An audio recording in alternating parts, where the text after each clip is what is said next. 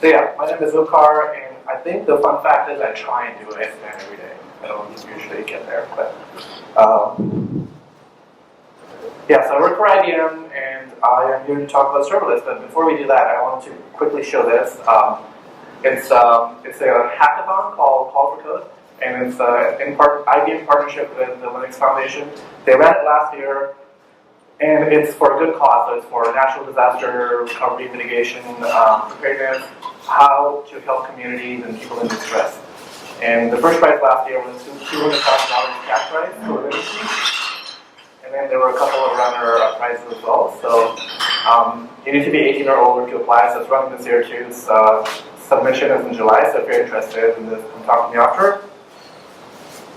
And then if you go to this site, they give you a bunch of what we call patterns to get started. So this is it's just a set of artifacts for a problem or a technology. So you get a GitHub repo, helps you get started really quickly. All right, cool. So I feel like I do a little poll how many people have heard of serverless, but I think I'm sort of way beyond that. I feel like everybody's probably heard of serverless in one form or another. So my question is, how many people are using it for like a side project, have played with serverless platforms? Very cool. And then how many people are using it in prod? Very nice. Cool. Yeah, so serverless, the deal is, as a developer, you get to worry about your code and your logic, and you put everything else away. So your server, your provisioning servers, maintaining servers, scaling, updates, security patches, all of that is somebody else's problem. You pay somebody else to do that for you. You can focus on code itself. And I've seen a couple of use cases so far. It's still a relatively newish field. I think Amazon has been at it for a while, but other companies are trying to catch up. So the first use case is just building REST APIs or some sort of endpoint. And most of the platforms come with what we call API gateways. So you build your function and then you expose it to the external world using a gateway. It lets you add more security. Also, it lets you do things like rate limiting. So that's the first example. The second one is, like the first talk was about going from monolithic to microservices. So this is something similar. So if you have a specific service that does one thing, it's kind of easy to put it out as a function on a serverless platform. And the last one is pretty cool. That's event-driven programming. So that's the case where your application is looking or just listening for external events happening, and then it fires a function and your code processes data. So also it leads very well to if you have like small, focused, isolated tasks, or if you don't know how much traffic you will get. So it's infrequent traffic. Also, by design, a lot of serverless platform services or functions are stateless. So if your application is designed that way, then serverless is a good way to go. Also, highly dynamic in terms of business requirements, and it's plugging a lot of pieces together to create a solution. So I have two examples. One is, like Fortnite, every time it comes up with a new dance or a new version, the demand goes up. So in this case, it's a new game. The demand goes up. The problem is you don't know how much it's going to go up, but you have an idea that it will go up, then it will come down. So why pay for like the tail end of it, which is shown in red here? Why pay for that? Why pay the same price for that as for the peak? So you pay for what you use. And here's another sort of play game example. If you have a conference app and the conference is from Monday to Friday, then generally the demand, or people get up and they look at the schedule. So there's a peak in the mornings, then it goes down in the evenings. And then over the week as well, people start leaving on Thursday, so the demand goes down over a week and every day as well. So same idea, pay for what you use, not for the whole time. So this is coming from the Cloud Native Computing Foundation. They have anything you want to learn about serverless, go to that site. This is one of their sections, and I think I made a mistake. I have the bottom section is repeated, so apologies for that. But essentially the idea here is there are a lot of companies involved in serverless, even though it is fairly new. There are two different versions of the platform. One is the installable, which is more of the open source. You can grab it, you can change it, you can install it on your desktop, you can install it on your company platform.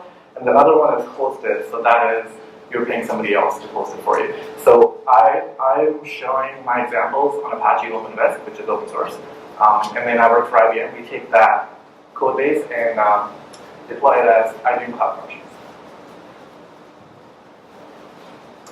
And then I also get asked a lot about the differences between the different platforms and different companies. That is kind of hard to do, so I tend not to talk about that because it changes so often.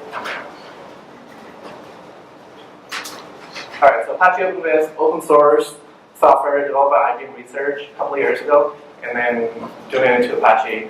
The other big players are Adobe and Red Hat. And there are three things you need to know to use this. One is actions. Actions are your code snippets that you deploy on the cloud. Then there is something called triggers. Triggers are listening for external feeds.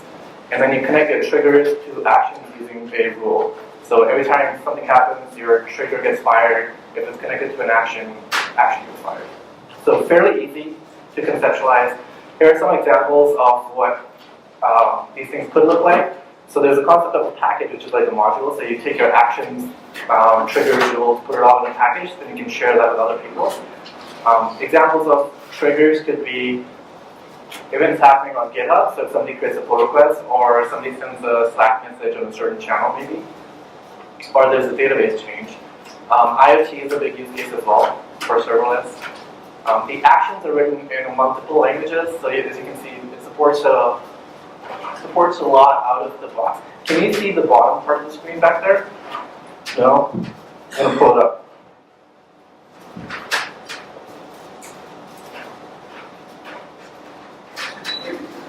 I guess smaller, but I'd rather you see it.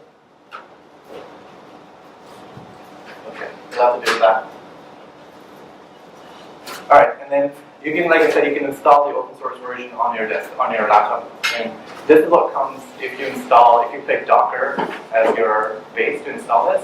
So as you can see, there are a bunch of Node.js runtimes. There is Kafka, which is Apache Message Hub. There is DB1 is a NoSQL database, and it uses Apache CouchDB. And then there's Redis as well. So my point on this slide was it's built on open source as well, which is kind of cool. It comes with a handy CLI. So you can work with actions, triggers, packages, rules, create them, delete them, upload new ones, all these in CLI. And that works very well with also like CI and CD, because it's all command line. So automating is easy. So there are a bunch of packages that come built into the system. The first one is, like, as you can see, is Slack, and there's one for WebSockets, or sending messages to a server that accepts WebSockets. The weather one is interesting, and at the bottom of the screen, I'm asking what the weather package can do. So if you say whisk package get, give it a name and say -- summary, it gives you sort of what actions are inside the package. So in this case, it's saying I can ask for a 10-day forecast, right? So I can take this and use it in my package. This is what CouchDB1 can do, so it's a lot more. But the point I want to illustrate is the last thing here. So the last thing here is a feed, and that's where you can listen for database changes or document changes on any CouchDB installation. This is how you create an action or a function in JavaScript.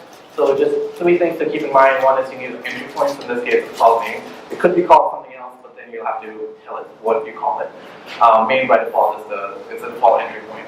And then the other thing is you need to give it an object as an input, and then it needs to return an object. So pretty simple.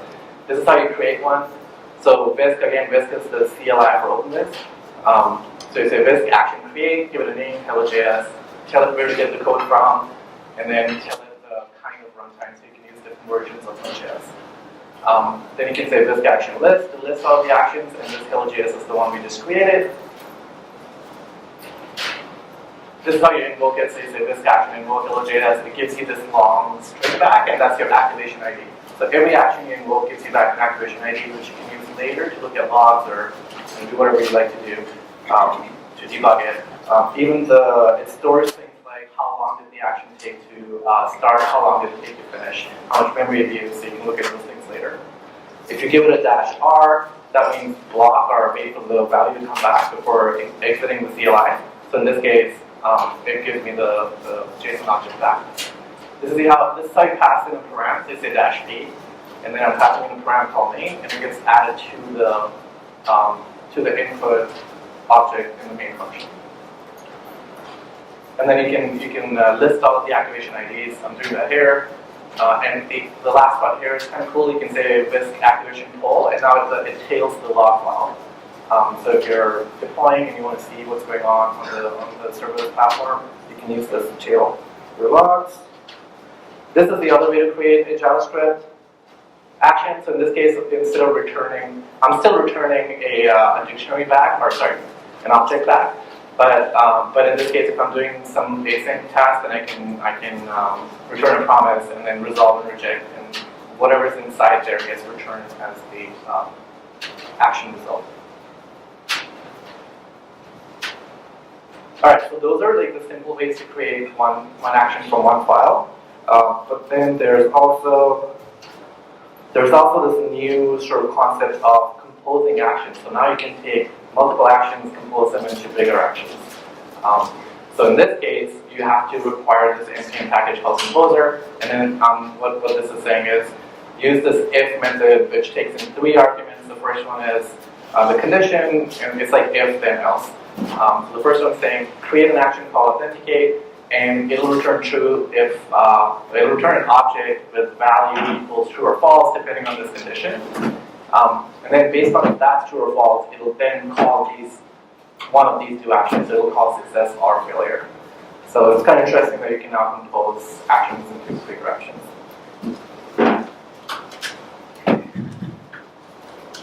Just struggling all over with the zooming, but hopefully this is helpful. So if you're doing composing actions into bigger actions, then you can use these 2 tools. There's one called compose and one called deploy.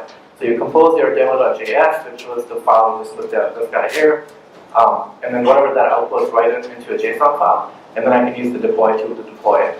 And if you see here, it's saying it created all these actions. So it actually created an authenticate, success, failure, and a demo. So the demo is the big one, and then it calls the other ones. And then if I actually run the demo with a correct or incorrect password, it gives me all of these activation IDs, so that means it's actually going and running all of the actions, right? It's not just one activation ID. So that was like a very, very quick demo, or not demo, it wasn't a demo, but we'll do a quick demo on serverless. But there's so much more to talk about. So one of the things with the compositions, there's a lot of other kinds of compositions you can do. So you can do while statements, you can do try catch. HTTP actions are very interesting. So if you convert a regular action into a web action, then it's treated differently. So what you can do is you can send back HTTP codes, or you can send back redirects. So it becomes if your browser will be able to understand the HTTP action versus just returning back a JSON object. Yes, the community is growing. There's a lot of packages that have their own actions and triggers. So there's, I showed you the CouchDB, there's one on Kafka, and they're trying to make this easier so more people can contribute. API Gateway, OpenWhisk comes with its own API Gateway. Oh yeah, and then installing external packages, so, like, for example, if you want to use something which is not in the Node.js runtime provided by whoever's hosting it, let's say IBM, then there is a way to package your own NPM packages and then send that to the serverless platform to make it work. The community is really great. There's a Slack workspace for OpenWhisk, and they're super helpful and very, very active. The docs are great. It's all open source. You can go look at the code. They also tell you how to.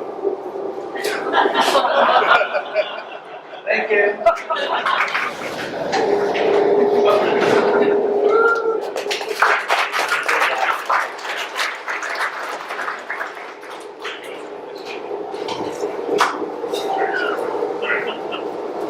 Alright, this one last thing. They built this awesome Electron-based tool which lets you visualize your open source or OpenWhisk actions. So in this case, it's telling me I've ran a couple of actions, and it tells me how fast they ran, and then I can click on any one of those, look at the logs. Am I still connected? So this one didn't get back anything, and there's an error. But yeah, here it'll tell you more details on when the action was ran and how much time it took, etc., etc. I think that's all I have. Yeah, that's the shell. Okay, thank you. Jim?